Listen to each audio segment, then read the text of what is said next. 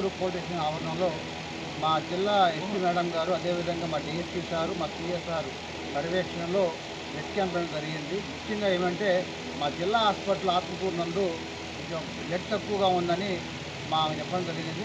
దానిలో భాగంగా శ్రావణ్ సారు, అదేవిధంగా సత్యప్రసాద్ సారు, ప్రణయ్ సార్ అడగడం వల్ల మేము మ్యాక్సిమం వీలైనంత వరకు 54 మందిని మేము పికప్ చేసి బ్లడ్ ఇవ్వడం జరిగింది. ఇది ముఖ్య ఉద్దేశం ఏంటంటే ఇది చాలా పూర్వీకులు వస్తూ ఉన్నారు, అదేవిధంగా గర్భిణీ స్త్రీలకు ఇబ్బంది కలుగుతుంది కాబట్టి గుర్తించాము.